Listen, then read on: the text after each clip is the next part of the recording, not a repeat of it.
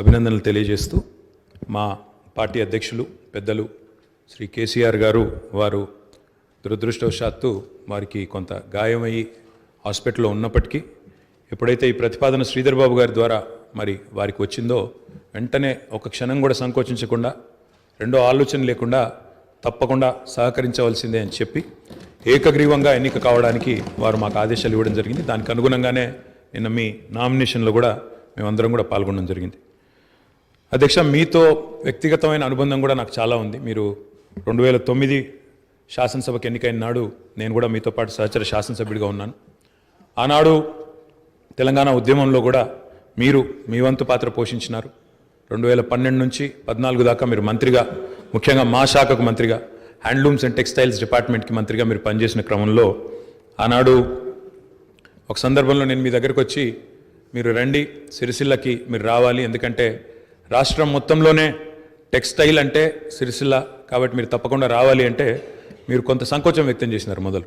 మరి ఇప్పుడు ఉద్యమం ఉధృతంగా ఉంది, నేను మంత్రిగా ఉన్నాను, ఈ సమయంలో వస్తే ఏమైనా ఇబ్బంది ఉంటుందా అంటే లేదు, మనం కలిసే పోదామని చెప్పి ఆ రోజు మీరు రావడమే కాకుండా ఆనాడు మరి బ్రహ్మాండంగా మీరు వచ్చి అక్కడ కార్మికుల సమస్యలు విని తర్వాత చాలా సమస్యల పరిష్కారానికి మీ స్థాయిలో మీరు కృషి చేసినందుకు కూడా మీకు మనస్ఫూర్తిగా ఈరోజు మళ్ళొకసారి అభినందనలు, ధన్యవాదాలు కూడా తెలియజేస్తూ మరి ఒక ఉన్నతమైన సాంప్రదాయానికి ఈరోజు మరి తెరదీస్తూ ఇతర పెద్దలు గౌరవనీయులు తెలంగాణ రాష్ట్రం ఏర్పడ్డ తర్వాత పెద్దలు శ్రీకొండ మధుసూదనాచారి గారు, తర్వాత శ్రీ పోచారం శ్రీనివాసరెడ్డి గారు, తదనంతరం మీరు, మరి వారు ఇద్దరు కూడా నెలకొల్పిన సాంప్రదాయాలు, కాపాడిన విలువలు, వాటన్నిటిని మీరు కూడా పరిరక్షిస్తారని మనస్ఫూర్తిగా ఆకాంక్షిస్తూ మీ ఉన్నతికి మనస్ఫూర్తిగా అభినందనలు తెలియజేస్తూ మరి ఇప్పుడే పెద్దలు ముఖ్యమంత్రి గారు, ఉప ముఖ్యమంత్రి గారు, మంత్రివర్యులు కూడా చెప్పినట్టు మరి ఈ సభ అందరి సభ, ఈ సభలో ఉండే ప్రతి సభ్యుడి యొక్క గౌరవాన్ని, ప్రతి సభ్యుడి యొక్క హక్కులను,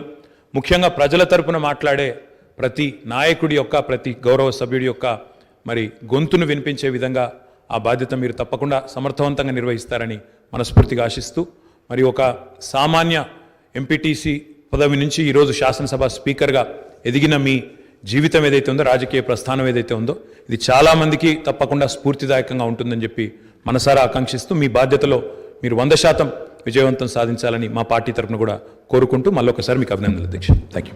అపూర్వ స్నేహితులం కాబట్టి ఒకటేసారి ఎంపీపీ, ఒకటే నియోజకవర్గంలో వెళ్ళి పక్క మండలాలకు వెళ్ళి ఎంపీపీలుగా ఉండి మరి ఆ రోజు నుంచి ఇప్పటి వరకు మరి కాలక్రమేణా నాకు చేవెళ్ళ టికెట్ రావడం జరిగింది.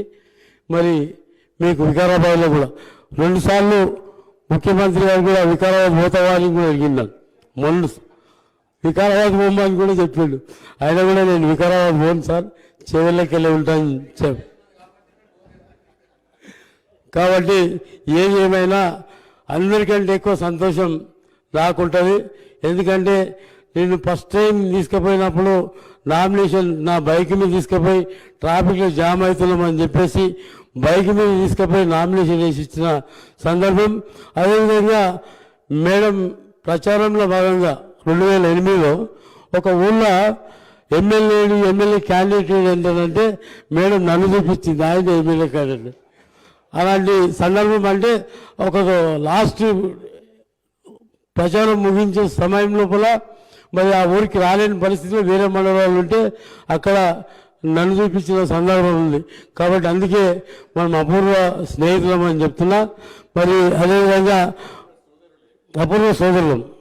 సమస్యలపైన లోతుగా చర్చించడానికి పెద్ద ఎత్తున మీరు సమయం ఇస్తారని, ఆ దిశలో సభ్యులందరికీ కూడా వారి గౌరవం కాపాడుతూనే, వారికి ఇవ్వాల్సినటువంటి సమయాన్ని ఇస్తూనే, వాళ్ళ హక్కులను కూడా కాపాడే ప్రయత్నంలో ఎటువంటి లోపం ఉండదని నేను భావిస్తూ ఉన్నాను. మీకున్నటువంటి అపారమైనటువంటి అనుభవం ద్వారా మీరు ఈ శాసనసభకి సభాపతిగా ఎన్నిక కావటం, మీతో పాటు పనిచేసినటువంటి శాసనసభ్యులుగా మేమందరం ఈరోజు గర్విస్తూ ఉన్నాం. మీరు సభాపతి స్థానంలో కూర్చొని ఈ రాష్ట్రం ఎన్నో కోరికలతో, ఎన్నో ఆలోచనలతో, ఎన్నో కలలతో తెచ్చుకున్న తెలంగాణ రాష్ట్ర భవిష్యత్తు కోసం ఈ రోజు నుంచి జరిగేటువంటి ఈ శాసనసభ సమావేశాల్లో చర్చలు అర్థవంతంగా ప్రజల సమస్యల్ని పరిష్కారం చేసేటువంటి దిశగా మీరు సలహాలు సూచనలు ఇస్తారని, ఆ దిశలోనే ఈ సభని ముందు నడుపుతారని ఆశిస్తూ, మీ ఎన్నికకి సహకరించినటువంటి అన్ని రాజకీయ పార్టీల ఫ్లోర్ లీడర్స్ అందరికి కూడా నేను నా హృదయపూర్వకమైనటువంటి అభినందనలు కూడా తెలియజేస్తా ఉన్నాను. ఇప్పుడే సభానాయకులు ముఖ్యమంత్రి గారు రేవంత్ రెడ్డి గారు చెప్పినట్టు భవిష్యత్తులో కూడా ఈ రాష్ట్ర సమస్యలపైన, ఆ సమస్యల పరిష్కారం కోసం మనం చర్చించేటప్పుడు ఇదే స్ఫూర్తితో సభలో ఉన్నటువంటి అన్ని రాజకీయ పార్టీల నాయకులు ముందుకు వస్తారని, ఈ రాష్ట్ర సర్వతోముఖ అభివృద్ధి కోసం మనం అందరం కలిసి పెద్ద ఎత్తున పనిచేద్దామని చెప్పి ఈ సందర్భంగా మీ ద్వారా సభలో ఉన్నటువంటి వారందరికీ కూడా విజ్ఞప్తి చేస్తూ మరొక్కసారి నా హృదయపూర్వకమైనటువంటి అభినందనలు మీకు తెలియజేస్తాను. మరి రాజ్యాంగంలో వారికి కలిగించిన హక్కులను కాపాడే ప్రతి క్రమములో ఈరోజు మీరు వారికి అండగా నిలబడతారని, ఈ హౌస్ను కూడా సజావుగా నడపడానికి మేము ప్రతిపక్షాలకు సంబంధించిన శాసనసభ్యులందరినీ కూడా కోరుతా ఉన్నాం. మరి గౌరవ స్పీకర్ గారు ఏ నిర్ణయం తీసుకున్నా సభా సాంప్రదాయాలను బట్టి, రూల్స్ అండ్ ప్రొసీజర్ ప్రకారం వారు తీసుకునే నిర్ణయానికి పూర్తి స్థాయిలో వారికి మరి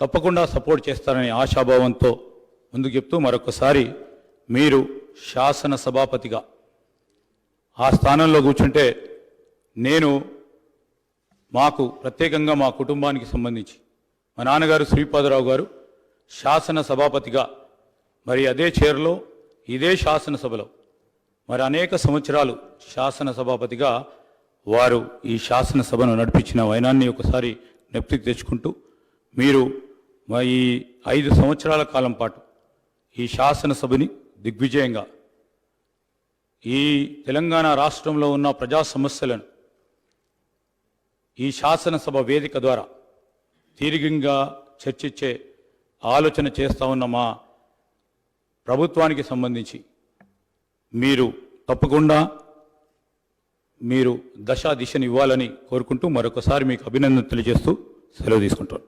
ఈ రోజు నుంచి మీకు పార్టీలకు సంబంధం లేదు కాబట్టి అందరి శాసనసభ్యుల హక్కులని, ఎందుకంటే ప్రజలు ఎన్నో ఆకాంక్షలు మమ్మల్ని ప్రతినిధులుగా పంపించినప్పుడు శాసనసభలో మా పట్ల మాకున్నటువంటి అంశాల పట్ల మాట్లాడతారనేటువంటి ఆలోచన, వారి యొక్క సమస్యలకు పరిష్కారం దొరుకుతుంది ఈ శాసనసభలో అనే విధంగా మరి మన డెమోక్రసీలో ఉంటుంది. కాబట్టి మీకు నేను మనస్ఫూర్తిగా అభినందన తెలియజేస్తూ